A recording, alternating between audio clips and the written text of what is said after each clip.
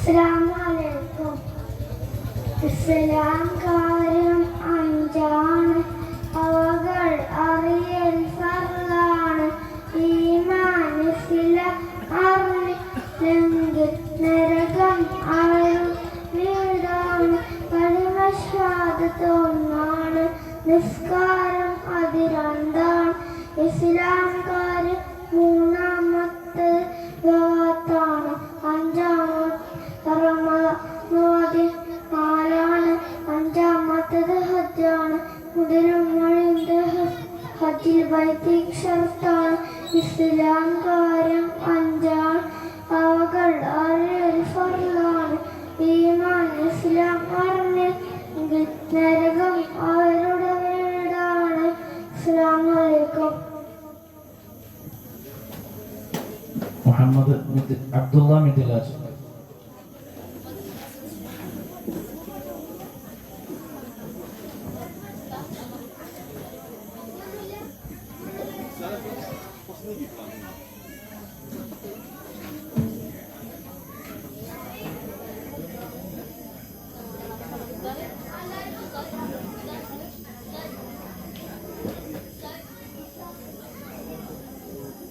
അസ്സലാമു അലൈക്കും.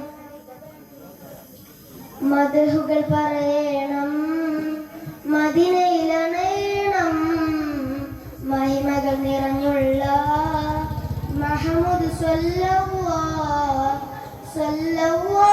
അലാ മുഹമ്മദ് സ്വല്ലല്ലാഹു അലൈഹി വസല്ലം സ്വല്ലല്ലാഹു അലാ മുഹമ്മദ് സ്വല്ലല്ലാഹു അലൈഹി വസല്ലം.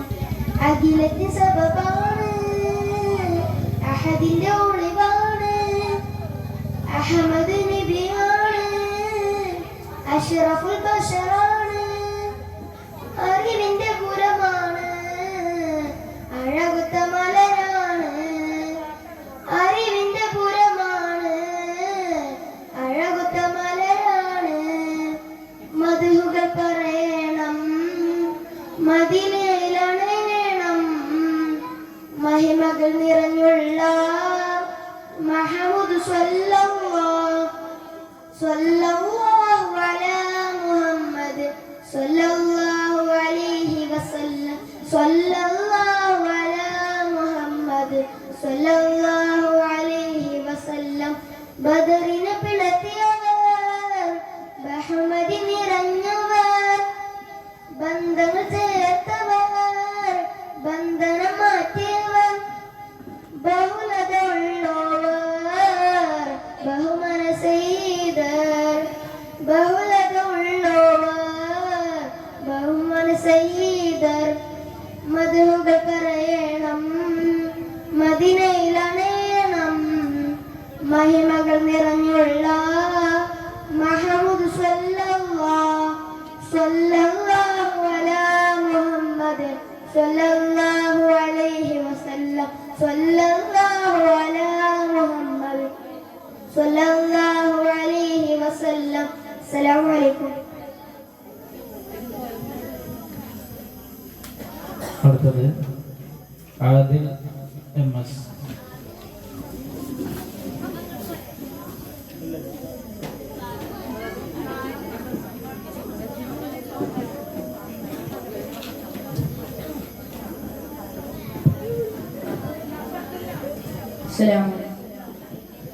ജന്നാത്തുൽ ഫിർദൗസാണല്ലോ റൗള ശരീഫ്, ജന്മമിതിൽ അണയാനാവൂലെ ഇവരോ ഗൈഫ്. ജന്നാത്തുൽ ഫിർദൗസാണല്ലോ റൗള ശരീഫ്, ജന്മമിതിൽ അണയാനാവൂലെ ഇവരോ ഗൈഫ്. ആണ്ടുകളായിരം മുന്നേ പിറക്ക നാഥൻ ഭാഗ്യം തന്നില്ല, ആയിരവട്ടം തൂകും വചനം ഇതുവരെ കനബിൽ തന്നില്ല. മുബശ്ശിറല്ല, അഷ്റഫുൽ കണ്ണികളല്ല, അഷ്റഫുൽ മുബശ്ശിറല്ല, അഷ്റഫുൽ കണ്ണികളല്ല. എന്നിലും അനുരാഗം അപദാനം പാടുന്നു, മധുബോധുന്നു. ജന്നാത്തുൽ ഫിർദൗസാണല്ലോ റൗള ശരീഫ്, ജന്മമിതിൽ അണയാനാവൂലെ ഇവരോ ഗൈഫ്. ജന്നാത്തുൽ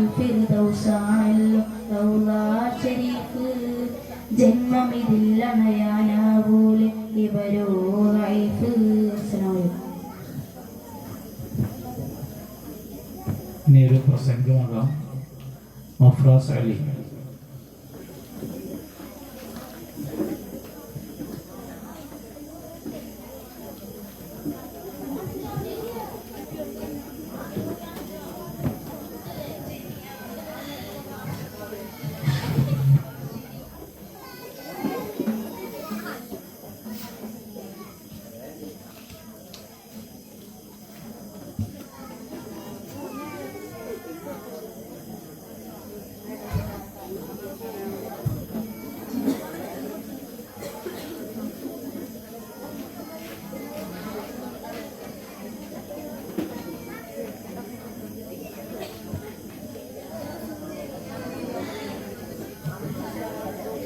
അസ്സലാമു അലൈക്കും.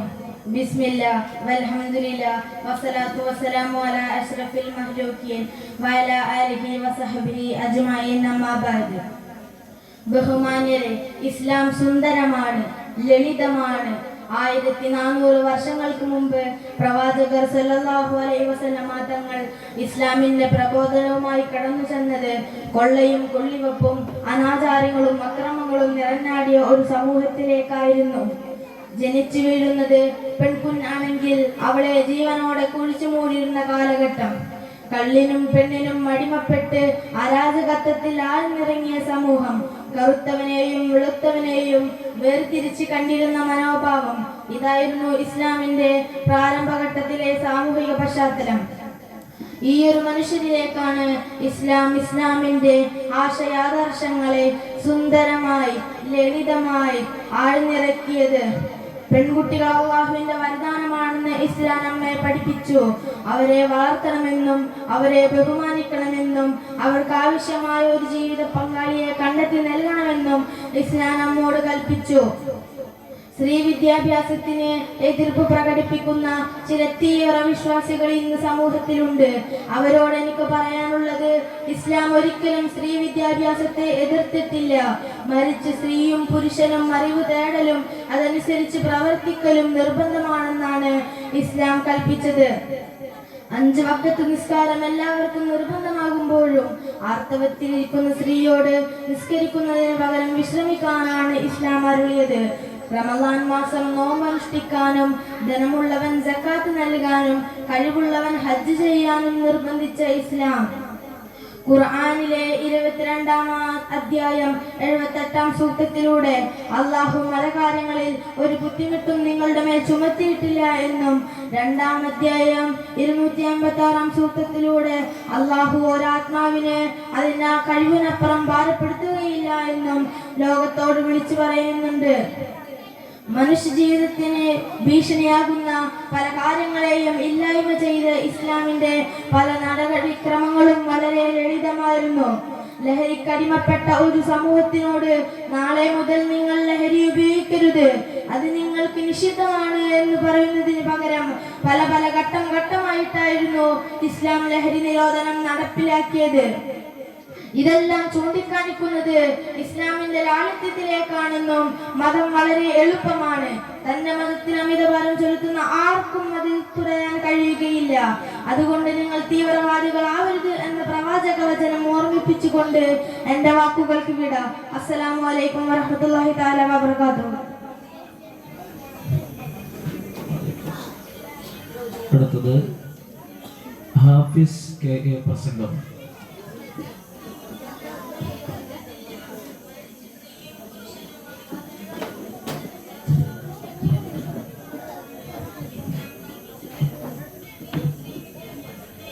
ബഹുമാനപ്പെട്ട ഉസ്താദുമാരെ, സ്നേഹനിധികളായ രക്ഷിതാക്കളെ, പ്രിയപ്പെട്ട കൂട്ടുകാരെ, അസ്സലാമു അലൈക്കും.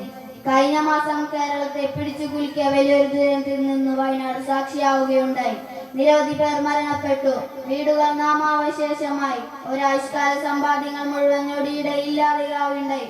ഇതൊരു വിശ്വാസിയെ സംബന്ധിച്ചിടത്തോളം ഏത് പ്രതിസന്ധി ഘട്ടങ്ങളിലും ക്ഷമ അനിവാര്യമാണ്. നിങ്ങൾ അയ്യൂബ് നബി അലൈഹിസ്സലാമിനെ പറ്റി കേട്ടിട്ടില്ലേ? ക്ഷമയുടെ ഉത്തമ മാതൃകയായ പ്രവാചകൻ അല്ലാഹു വിവിധ പരീക്ഷണങ്ങളിലൂടെ അദ്ദേഹത്തെ അത്യുന്നത പദവിയിലെത്തിച്ചു. സമ്പന്നനായിരുന്ന അദ്ദേഹത്തിന്റെ സ്വത്ത് മുഴുവൻ നഷ്ടപ്പെട്ടു. വീട് കത്തിച്ചാമ്പലായി. മക്കളെല്ലാം മരിച്ചുപോയി. അയ്യൂബ് നബി അലൈഹിസ്സലാം അതികഠിനമായ പരീക്ഷണങ്ങൾക്ക് അടിമയായി. ആ മഹാനെല്ലാം സഹിക്കുകയും ക്ഷമിക്കുകയും ചെയ്തു. പരീക്ഷണഘട്ടം കഴിഞ്ഞപ്പോൾ നഷ്ടപ്പെട്ടതോരോന്നും അള്ളാഹു തിരിച്ചു കൊടുത്തു. വിപത്തുകൾ വന്നപ്പോൾ അള്ളാഹുവിന്റെ വിധിയിൽ വിശ്വാസം അർപ്പിച്ചു. അപ്പോൾ അള്ളാഹു നൽകിയ വൻ പ്രതിഫലം. കൂട്ടുകാരെ, മനുഷ്യരായ നമ്മെ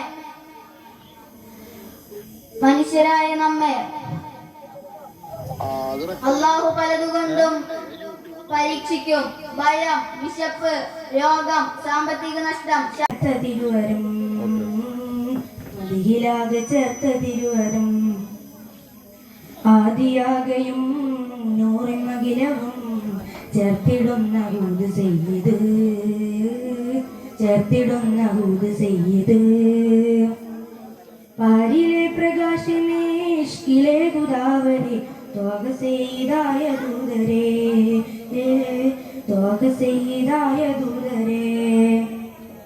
മീമിലെ ഹുദാസബീലരിപ്പിലും പ്രകാശിതം മതിയിലാകെ ചേർത്ത തിരുവരം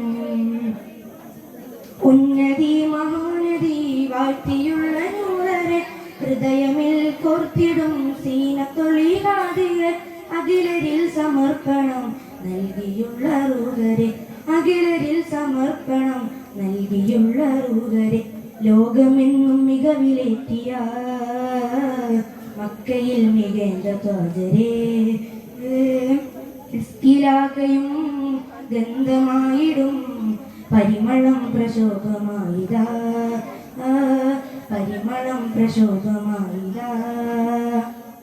പാരിലെ പ്രകാശമേ ഇഷ്കിലെ ഗുദാവരെ ത്വാഗ ചെയ്തായ ദൂതരേ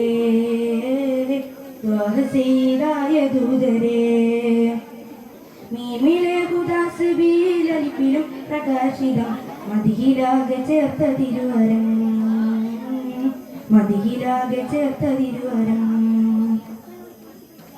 ഉന്നതി മഹോന്നതി വാഴ്ത്തിയുള്ള നൂറരെ ഹൃദയമിൽ കോർത്തിടും സീനത്തൊളികാതിയ അഖിലരിൽ സമർപ്പണം നൽകിയുള്ള റൂഹരെ ശ്രമിക്കും.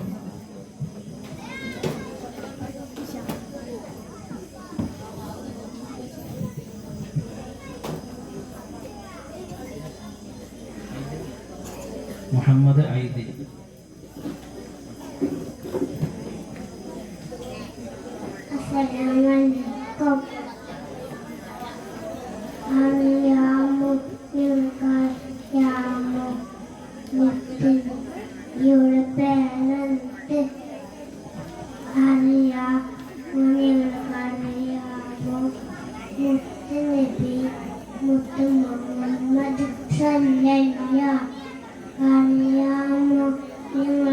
അസ്സലാമു നബിയുടെ മുപ്പ ആരാണ് അറിയാമോ നിങ്ങൾക്കറിയാമോ മുത്തുനബി പേരെന്ത് അറിയാമോ നിങ്ങൾക്കറിയാമോ നബിയുടെ ഉപ്പ അബ്ദുല്ല അറിയാമോ നിങ്ങൾക്കറിയാമോ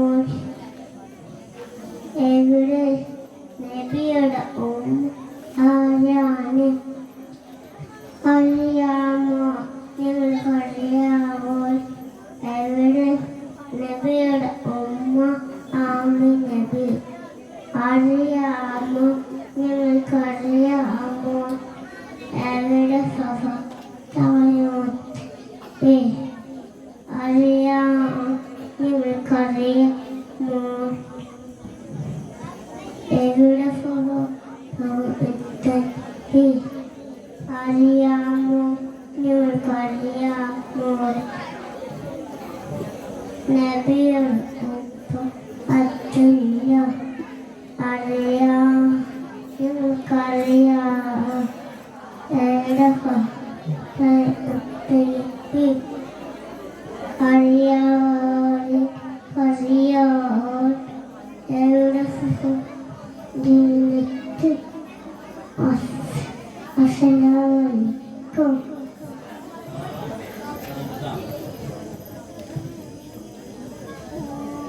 അടുത്തത് ഉമർ അക്മൽ പ്രസംഗം.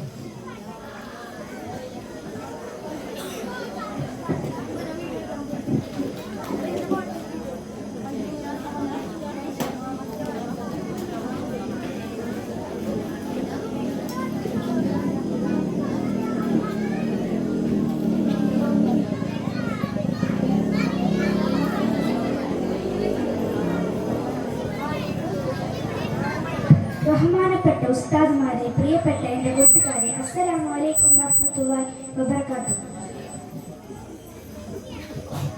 അന്ത്യപ്രവാചകൻ മുഹമ്മദ് മുസ്തഫ സല്ലല്ലാഹു അലൈഹി വസല്ലം തങ്ങളുടെ ജന്മദിനം ആഘോഷിക്കുന്ന ഈ വേളയിൽ നിങ്ങളുമായി രണ്ടു വാക്ക് സംസാരിക്കാൻ കഴിഞ്ഞതിൽ ആദ്യം തന്നെ ഞാൻ അല്ലാഹുവിനെ സ്തുതിക്കുന്നു.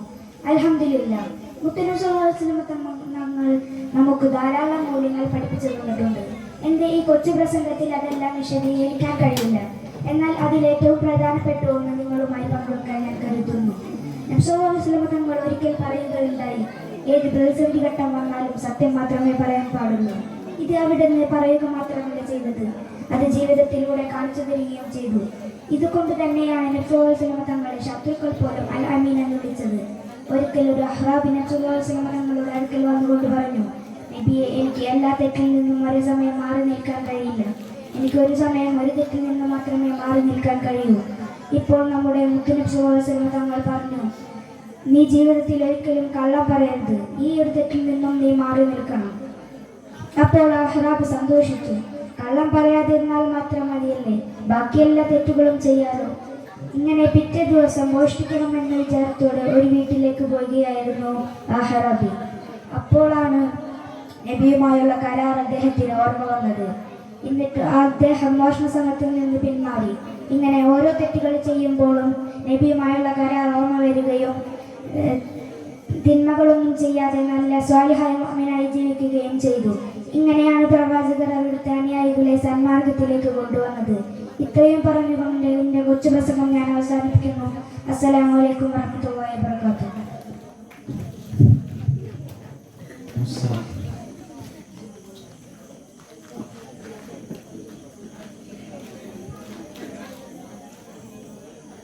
അടുത്തത് ഒരു ചെറിയ കഥ പറയും. മുഹമ്മദ് സത്താർ.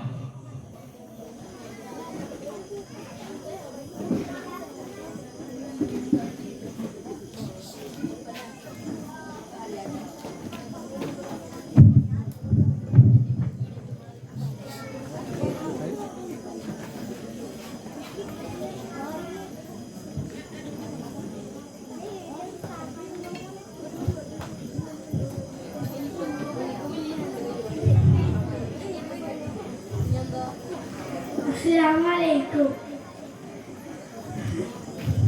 പ്രിയപ്പെട്ട കൂട്ടുകാരെ, ഇന്ന് ഞാനൊരു കൊച്ചു കഥ പറയാം. നമ്മുടെ നബി സല്ലല്ലാഹു അലൈഹി വസല്ലമയുടെ കാലത്ത് മക്കയിൽ ഒരു ധീരനായ മനുഷ്യനുണ്ടായിരുന്നു. അദ്ദേഹം ഒരു ദിവസം ഭാര്യയോട് വീമ്പിളക്കുകയായിരുന്നു. നമ്മുടെ മാണിക്കക്കല്ലായ മുത്തനബി സല്ലല്ലാഹു അലൈഹി വസല്ലമയെ കൊല്ലുന്നത് കുറിച്ചാണ് അദ്ദേഹം പറഞ്ഞുകൊണ്ടിരുന്നത്. അദ്ദേഹത്തിന്റെ വർത്തമാനം സഹിക്കാനാവാതെ ഭാര്യ ഇങ്ങനെ പറഞ്ഞു, ഏ മനുഷ്യ, നിൽക്കുന്നുണ്ടോ നിങ്ങളുടെ വർത്തമാനം? നിങ്ങൾ അത്രയും ഇടുക്കാനാണെങ്കിൽ മുഹമ്മദിനെ കൊല്ലുക.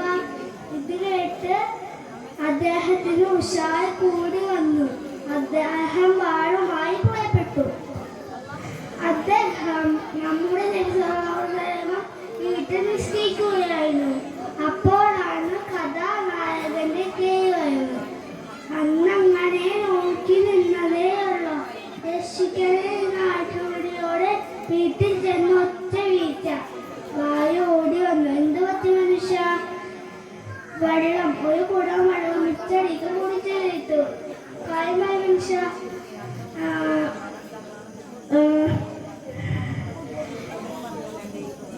നാളെ വേണം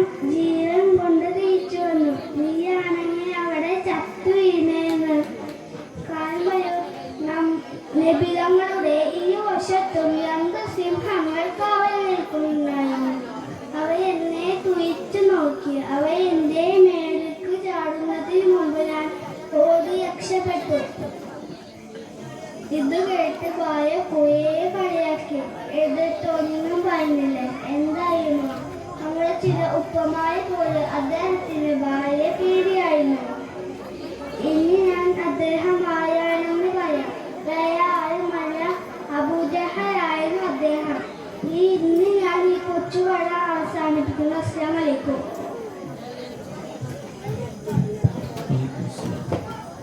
അടുത്തത് പ്രസംഗം മുഹമ്മദ് റിൻഷാദ്.